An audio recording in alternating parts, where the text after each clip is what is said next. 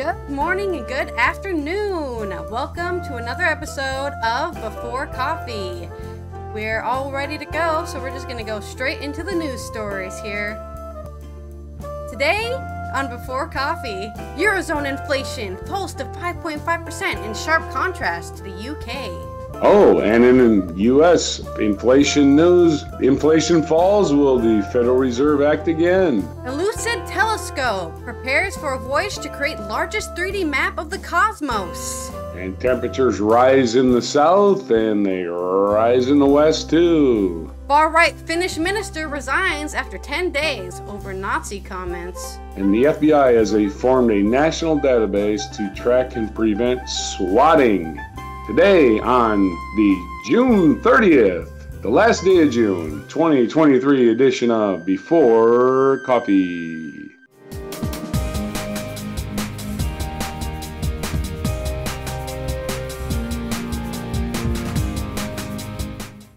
Okay, let's cover inflation because everyone loves economics. This is from Richard Parrington, the economics correspondent on The Guardian. The Eurozone's annual inflation rate fell by more than expected in June to 5.5% amid sharp falls in the cost of energy, highlighting an increasingly stark divide with the stubbornly high price gap growth in the UK.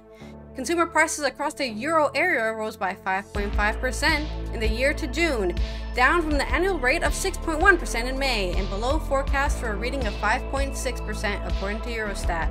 And keep in mind, those 0.1% are really big. It's not just a step, it's like an incline. So those 0.1% differences mean a lot when it comes to inflation.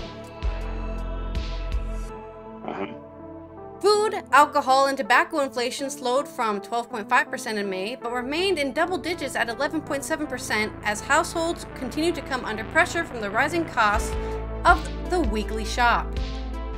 The Eurostat figures contrast with the UK's annual inflation rate, which remained elevated in May at 8.7%, the highest level in the G7, amid growing fears that the Bank of England will be forced to drive interest rates above 6% to try to bring inflation back down to its 2% target.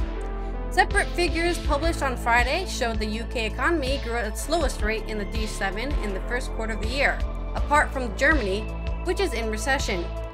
Neil Shaw, the director of research at the investment research for Edison Group, said Brexit was partly to blame. And increasingly stark differences began to emerge between the UK and the Eurozone. Britain's toxic combination of the energy price crisis and deeply embedded labor shortages have resulted in UK inflation being far more stubborn than its fellow G7 economies. Brexit is partly to blame here, reshaping the labor market and putting pressure on employees to raise wages to attract them. Britain's economy, which is heavily reliant on services rather than manufacturing, is another point of difference to slightly more balanced economies of European countries like Germany. Progress remains slow, yet the EU's headline inflation figures are going in the right direction. Will we be able to say the same of the UK inflation in July? Economists said most of the reason for the divergence between the UK and the EU was down to the UK's government's Energy Price Guarantee, or EPG, which was capped the cost of gas and electricity bills to the equivalent of $2,500 a year for a typical household until July. In the Eurozone, there have not been similar caps fixing the price over a lengthy time period, meaning their inflation rates better reflect the recent global decline in wholesale gas and electricity prices. After the EPG expires this Saturday, energy prices will be dictated by the newly lowered price cap set by the regulator for Great Britain, Ofgem, equivalent to a typical annual bill of £2,074. However, forecasters have warned the cost of gas and electricity is likely to only fall slightly by the end of the winter and remain at a historically high level. James Smith, an economist at the Dutch bank ING, said energy prices as measured for the UK's inflation rate were expected to fall by almost 20% in July. We have the cliff edge. Some countries are doing different things, he said. In general, there was much more rapid feed through a way up from the higher gas and electricity prices. They saw that earlier for consumers, but are subsequently seeing the falls as well. By the end of the summer, the differential with the Eurozone will be a bit less. However, Analysts said that UK was facing a larger inflationary pressures owing to the labor shortages, as companies across the country push up wages in an attempt to fill near record numbers of job vacancies. The UK remains an outlet for increasing employment levels since the COVID pandemic, amid record levels of long-term sickness among working-age adults. Post-Brexit migration rules have been highlighted by employers as one of the reasons behind difficulties in recruiting staff. That's the main difference, Smith said. There you would see the UK's specific longer-lasting increase in inactivity and more acute worker shortages as part of the story. Right, that's our big splurge here on the inflation rates in the UK and the Europe. So, on to your story. All right, we have the same story basically. By coincidence. In the United States, they released a figure that is interesting. So this is from the AP. Christopher Rugeber. An inflation index that is closely monitored by the Federal Reserve tumbled last month to its lowest level since April 2021. Pulled down by the lower gas prices, slower rising food costs. At the same time, consumers barely increased their spending last month, boosting at just 0.1% after a solid 0.6% gain in April. The inflation index showed that prices rose 3.8% in May. The index showed that prices rose 3.8% in May from 12 months earlier, down sharply from a 4.4% over a year ago surge in April. And from April to May, prices ticked up just 0.1%. Still, last month's progress in easing overall inflation was tempered by elevated reading of core prices, a category that excludes volatile food and energy costs. That underscored the Fed's belief that it will need to keep raising interest rates to conquer high inflation. Core prices rose 4.6% in May from a year earlier, down slightly from an annual increase 4.7% in April. It was the fifth straight month that the core figure was either 4.6 or 4.7, a sign that the Fed's streak of 10 rate hikes over the past 15 months hasn't subdued all categories of prices. From April to May, the core prices increased 0.3%, a pace that, if it lasts, would keep inflation well above the Fed's 2% target. Friday's government report arrives 2 days after Chair Jerome Powell said that the Fed was prepared to keep interest rates at their peak for an extended period to tame the still rising prices that have shrunk Americans' inflation-adjusted paychecks and disrupted businesses. The Fed's policymakers as groups envisage 2 additional rate hikes this year. The bottom line is that policy hasn't been restrictive enough for long enough, Powell said in his remarks at an international forum at Sintra, Portugal. He reiterated his view that the prices for services such as restaurant meals, hotel rooms, healthcare are still rising too fast, which is complete horse crap. I am staying in hotels across America and prices are down. I don't know where he's getting this information from. Maybe some place. Maybe on average they're down, but every place I stayed, hotel prices, on average they're up, but hotel prices are not up. I don't know where that data is coming from. It's got to be old data. That's all I got to say. The inflation gauge that was issued Friday, called the Personal Consumption Expenditures Price Index, is separate from the government's better-known Consumer Price Index. The government reported earlier this month that the CPI rose 4% in May from 12 months earlier. Since inflation began surging after the pandemic recession, the PCE index has intended to show lower inflation than CPI. In part, that was because rents, which were among the biggest inflation drivers, carry twice the rate of the CPI that they do in the PCE. In addition, the PCE index seeks to account for changes in how people shop when inflation jumps, and as a result, it can capture emerging trends when, for example, consumers shift away from pricey national brands in favor of cheaper brands. And again, they're going to confuse with different terms, but the rate that went up is merely an average, comparing it to last year, 12 months ending last April. 12 months ending this April compared to 12 months later. Ending last April, insurance rose at a slower rate. And again, they're gonna raise prices and claim that making people's mortgages cost more is gonna give people more money. So all it's gonna do is slow the money flow, and that's theoretically the only thing they have to slow inflation is making borrowing more expensive. Are you ready? That's enough inflation talk. Okay, then let's go into talking about space. That's right. The Euclid Telescope is gonna make a 3D render of the entire cosmos. This is from Ian Sample, the science editor on The Guardian. Final preparations are underway to launch a space telescope that aims to produce the largest, most accurate 3D map of the cosmos and unravel the dark forces that shape it. Ooh, spooky. The European Space Agency's 1 billion or 862 million pounds Euclid probe will observe more than a third of the sky and billions of galaxies to shed light on the mysterious dark matter and dark energy that together account for 95% of the universe.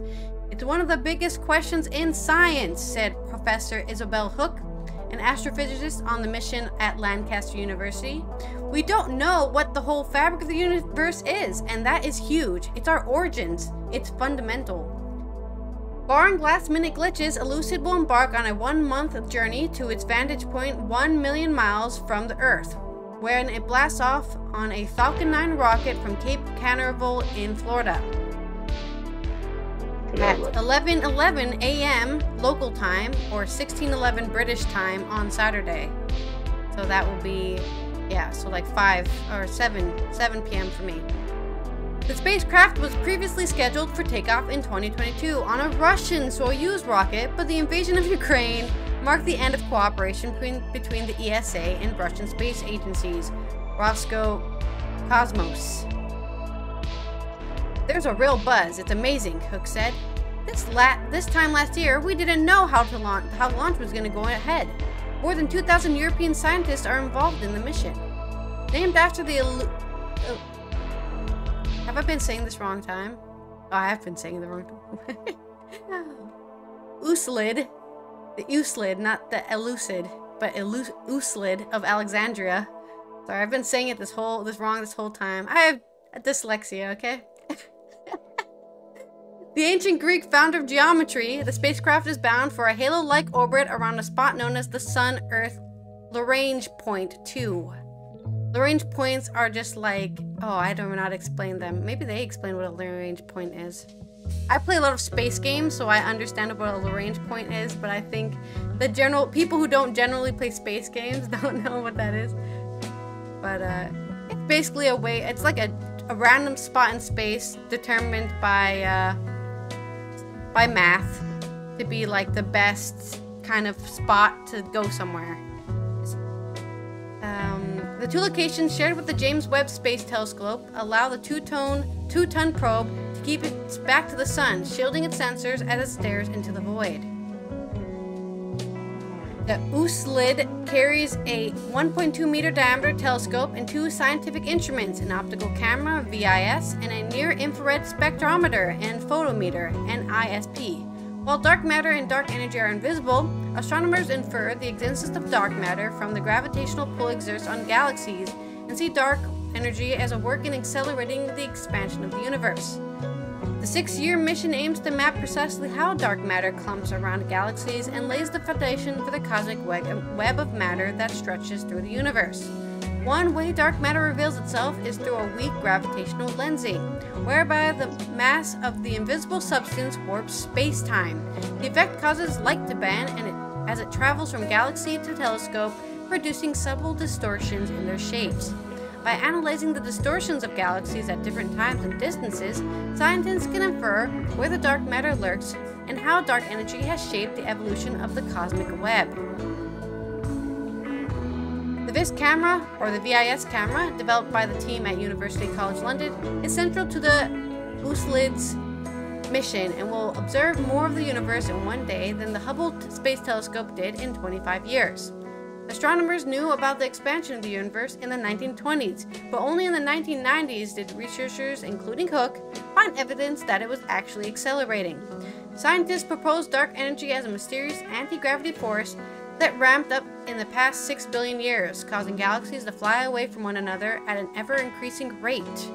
To learn more about the nature of dark energy, Euclid scientists will measure the distance to millions of galaxies and look at how they are disrupted through space, or distributed through space. Today, pairs of galaxies tend to be separated by 490 million light years, but looking at the standard separation through cosmic history will show how space has stretched over time. We might confirm that dark energy is constant, Hooke said, but it may not be constant. We find that it's not. That is a very big discovery. While everyday objects such as stars and cars are made from atoms, dark matter is thought to comprise exotic new particles that barely interact with normal matter.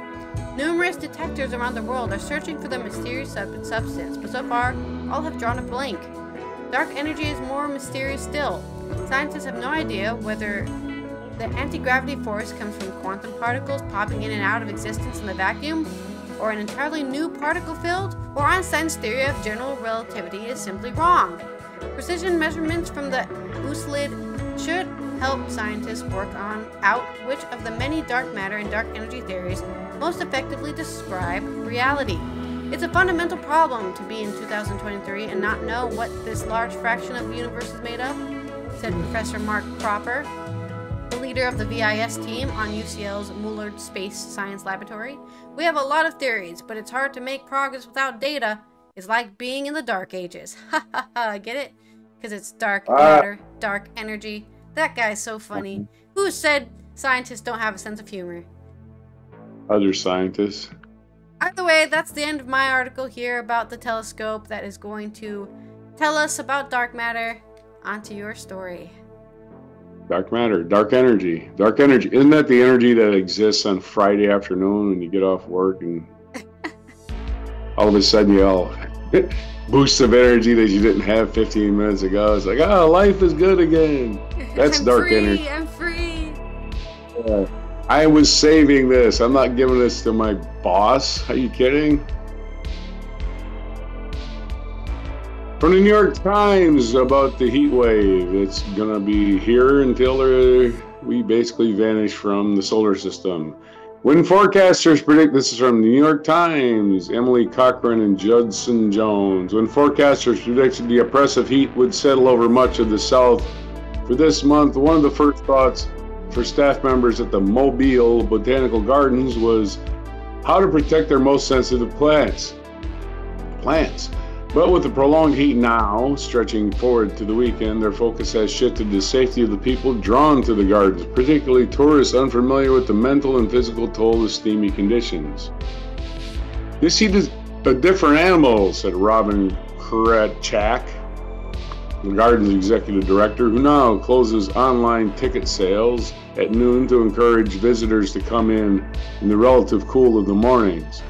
The few employees and volunteers who keep the gardens humming are arriving earlier and cutting their workload short to avoid heat stroke and heat stress.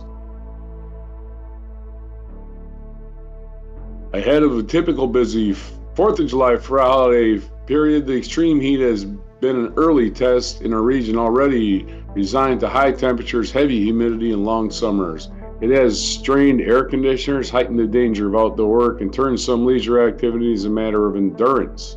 In the south, oppressive temperatures are expected to continue through Sunday in southern Texas and places along the Gulf of Mexico.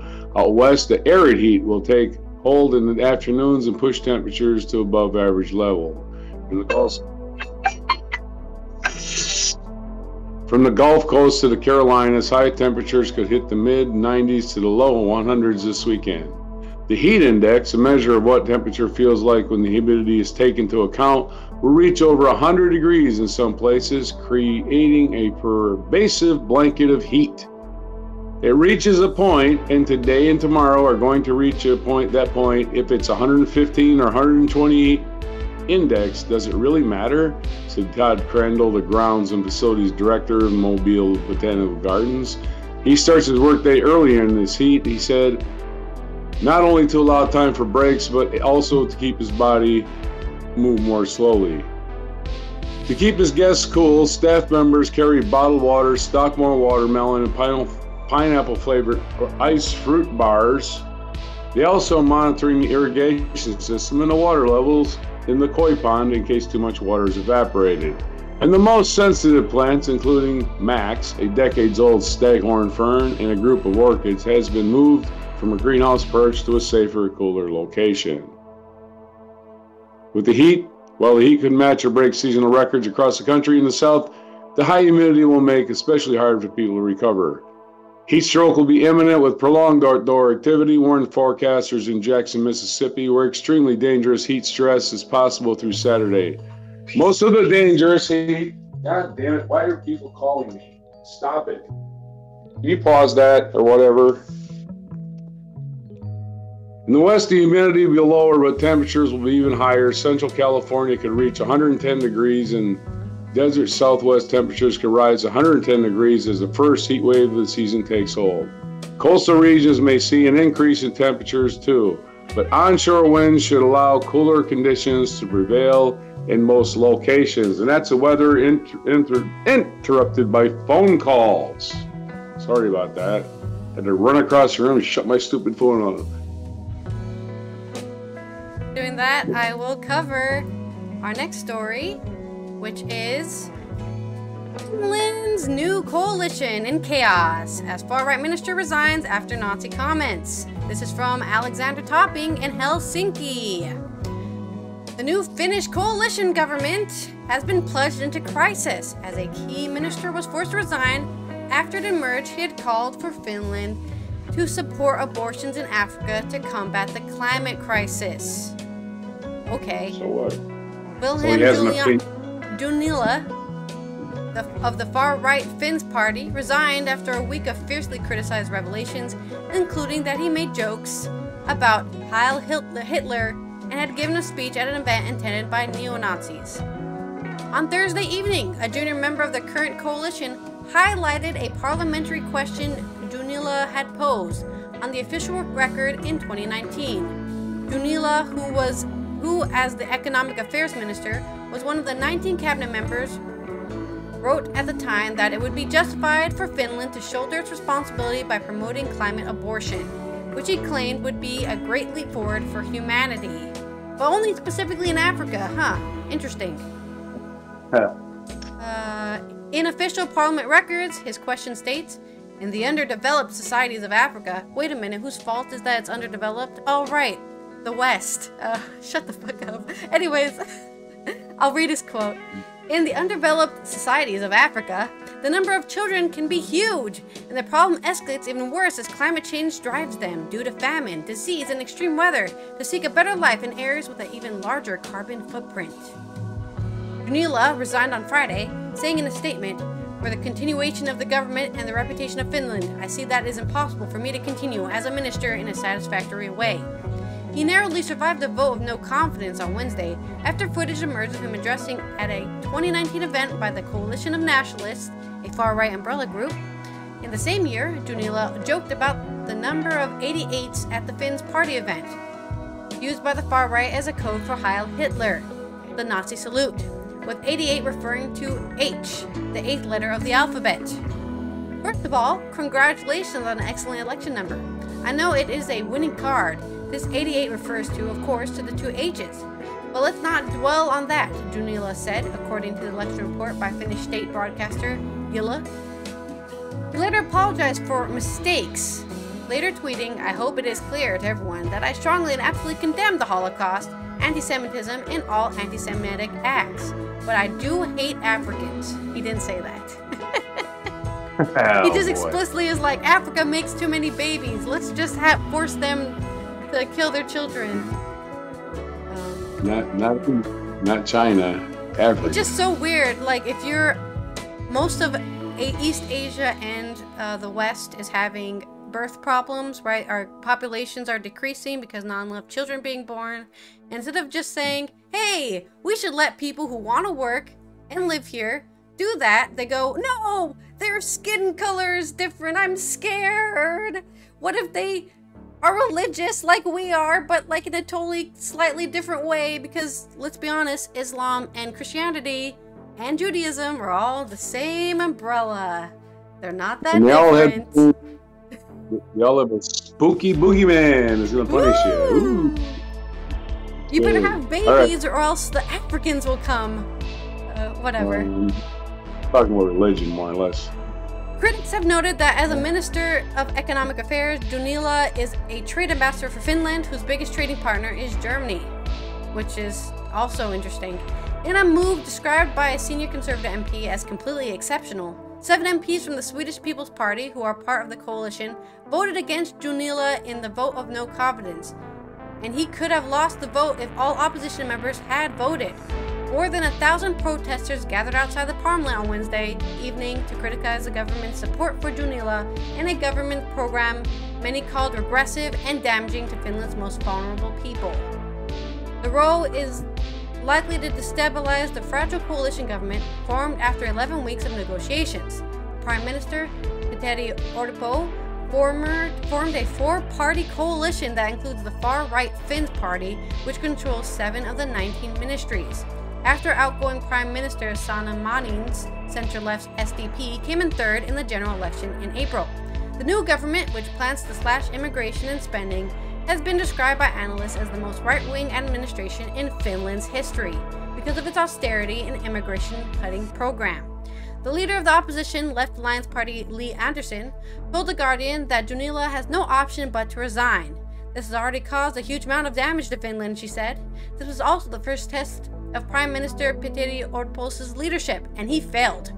He should have drawn the conclusion a month earlier and made a clear statement that the government won't accept this.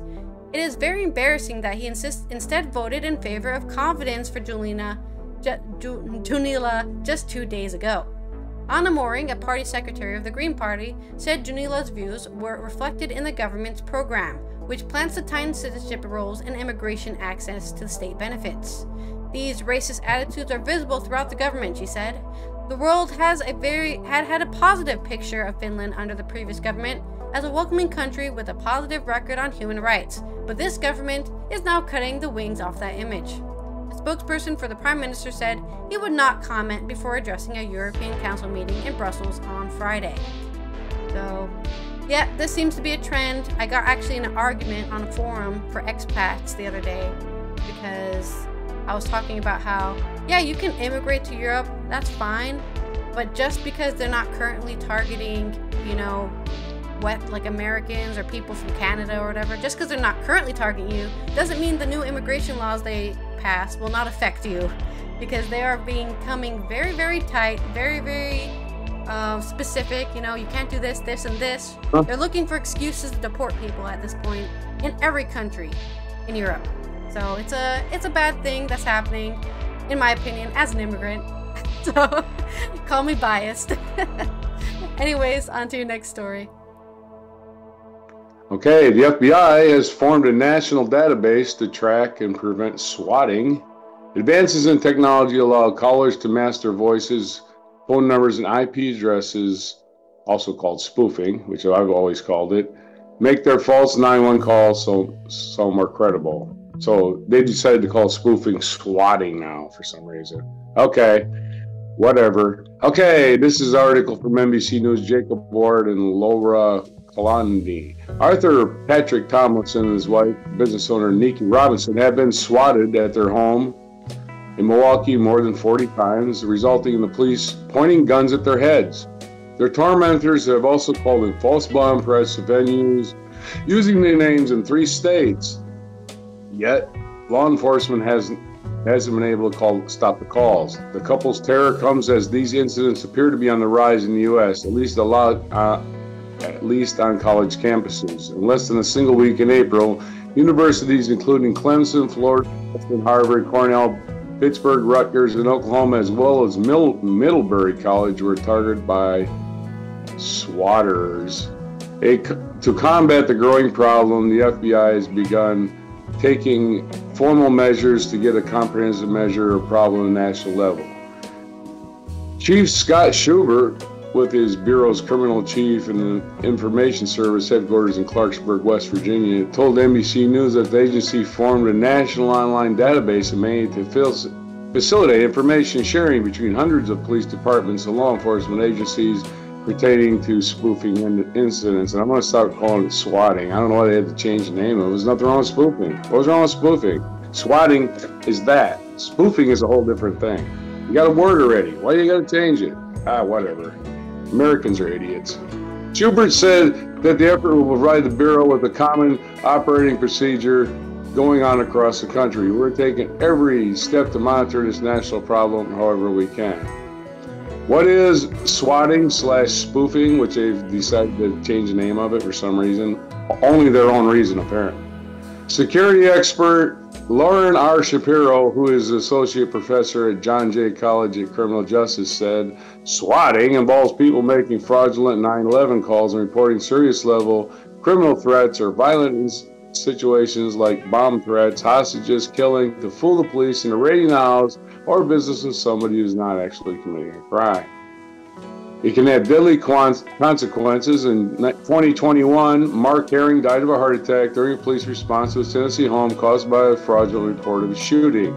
In 2017, a Wichita police officer who didn't realize the caller had falsely reported a homicide and a hostage situation in the home of Andrew Finch, killed Finch, 28.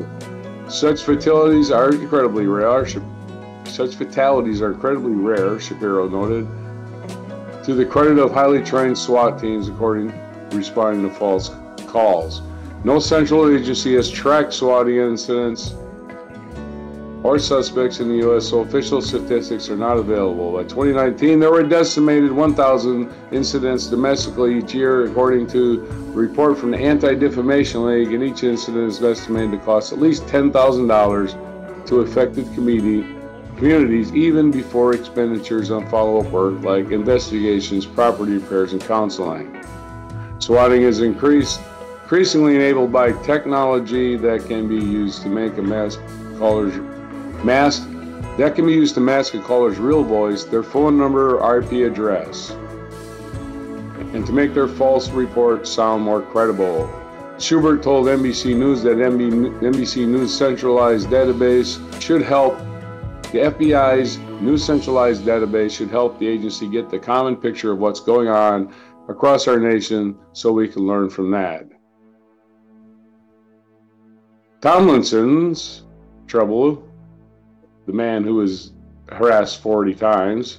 Tomlinson's troubles began after he posted a casual remark on Twitter in 2018 saying that he never personally found the comedian Norm Macdonald very funny. Oh no, you hit the wrong nerve there, buddy. The Daily Beast reported the tweet caught attention of online trolls who syndicating harass talk. Do not insult Norm Macdonald. There's your lesson right there. Use a website of their own with social media accounts, Reddit, Twitter, and YouTube target a couple, invite others to pile on. The harassers mostly converge on a website that is cloned elsewhere, so participants can migrate rapidly to forums banned by a service provider. Since the Daily Beast report, the harassment escalated both online and offline. The couple most recently swatted their home on Tuesday, bringing the total incidents to 43. Tomlinson's parents, who are senior citizens, also suffered swatting in their home about 2 hours outside of Milwaukee this year. So people are shitbags.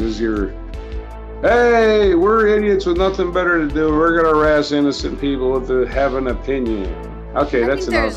I think there's something incredibly ironic about Norm Macdonald's fans not being able to take a joke and just harassing somebody. Like, okay. Yeah. What are you doing? Sorry, our idol. It's comedy, folks. Comedy. You laugh, you move on. Go on. If you don't laugh, then who cares? You know. You didn't think it. Nobody cares if you don't think you're somebody's funny. They really don't, right? But nobody really cares. For how you're talking about why it's being called swatting, I think it's because it happens a lot to streamers, so people who use Twitch and YouTube and that kind of stuff, and they kind of popularized the term swatting. That's why it's called swatting now. Of course, they had a perfectly good term, but they had to go. It's like you got a term that's, never mind, just go ahead. It's like people using literally all the time. It's like, whatever. You don't know how to use the word. Why are you using it?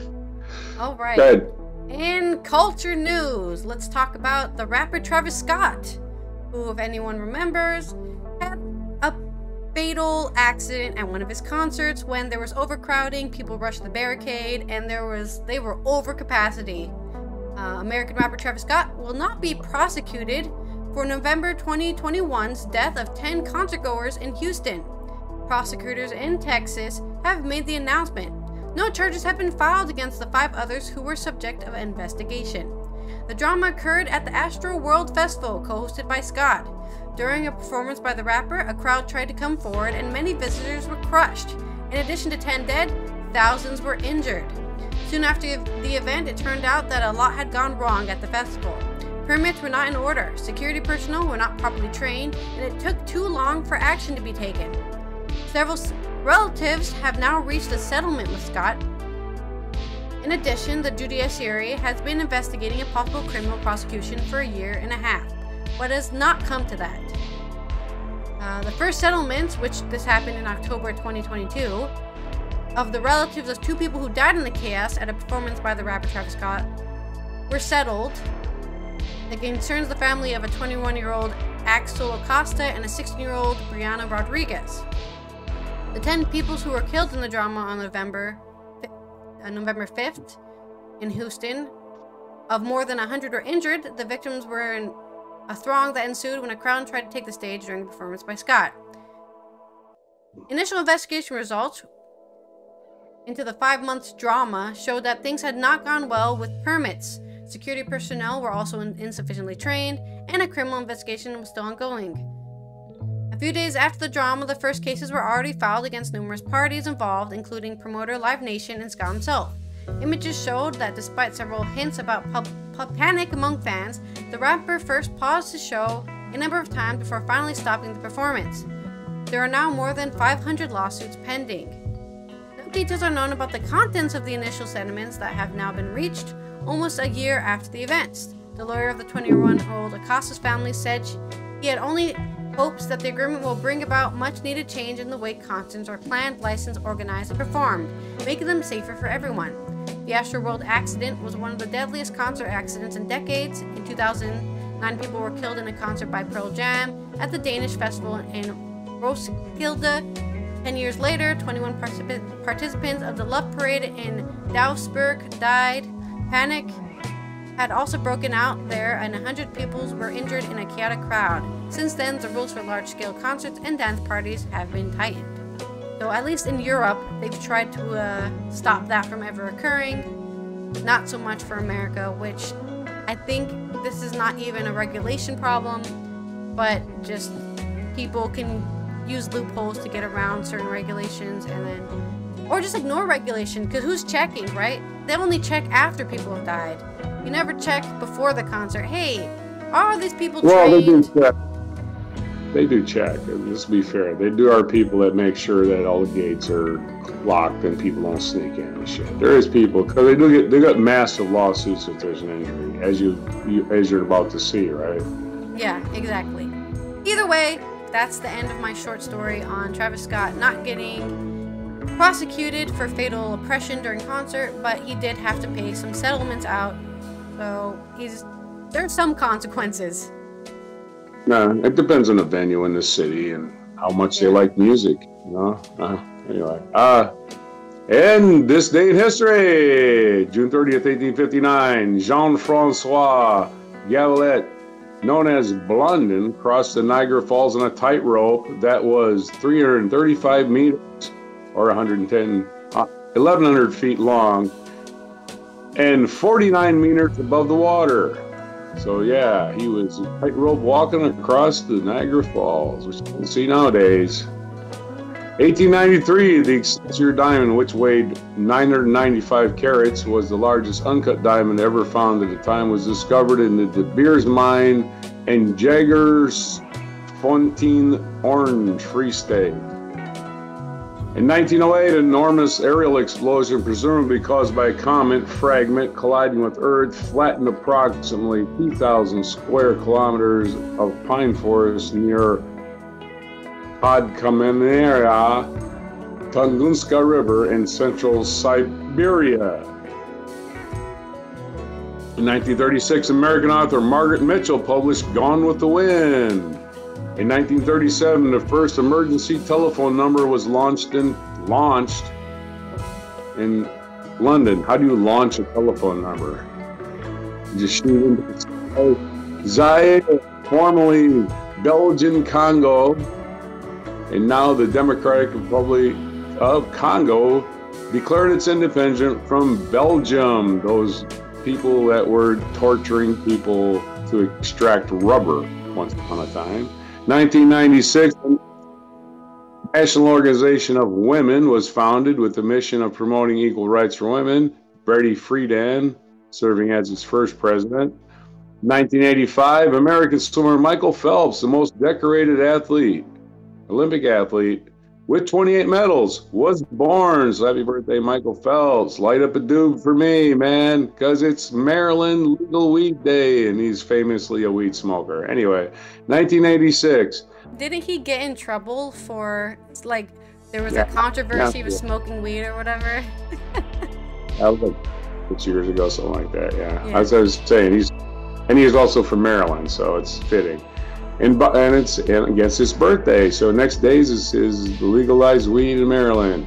1986, in Bowers versus Hardwick, the U.S. Supreme Court ruled that states could criminalize gay sex between consenting adults. 1986. Oh yeah, okay. The states can criminalize gay sex, but not any other kind. Right.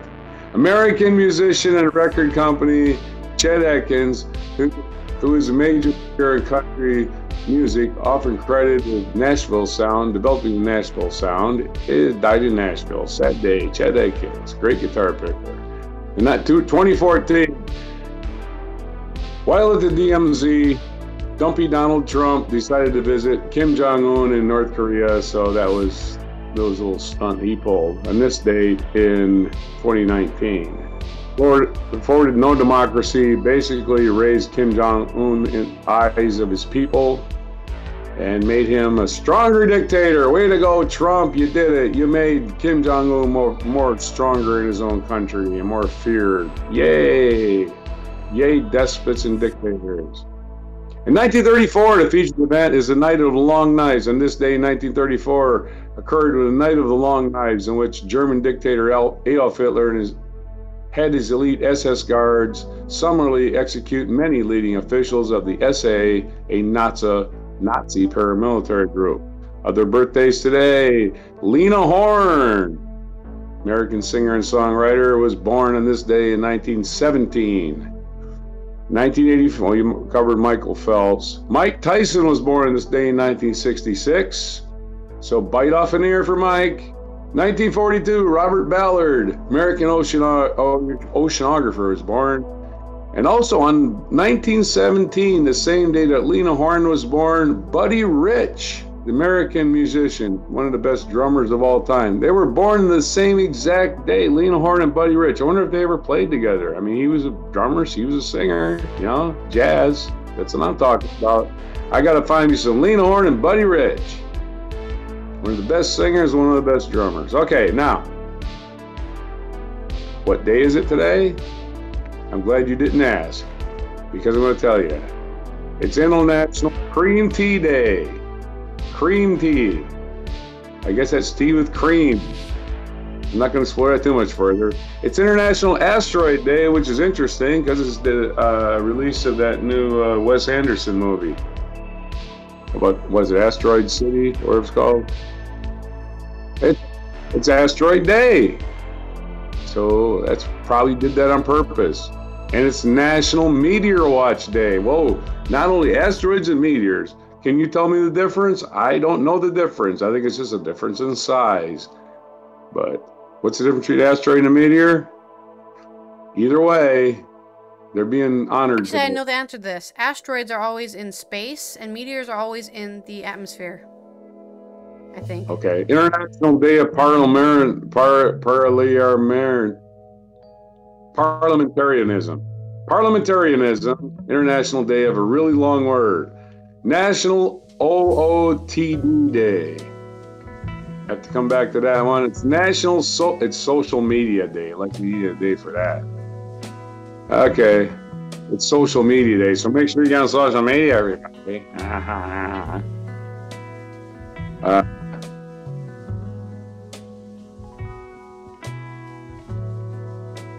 Outfit of the day. That's OOTD.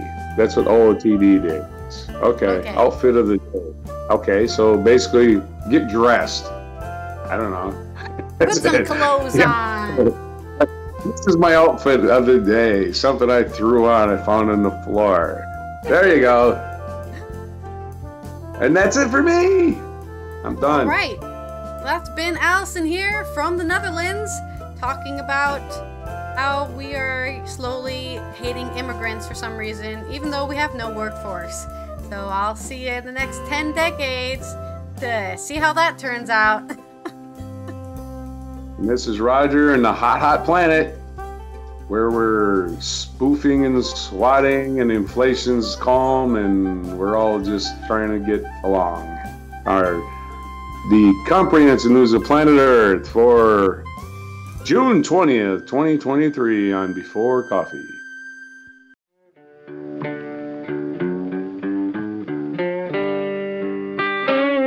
Be sure to hit the like, subscribe, and notify buttons, and follow our other channels, Toxic Alley, History of Gravy, and Scratchy Old Records.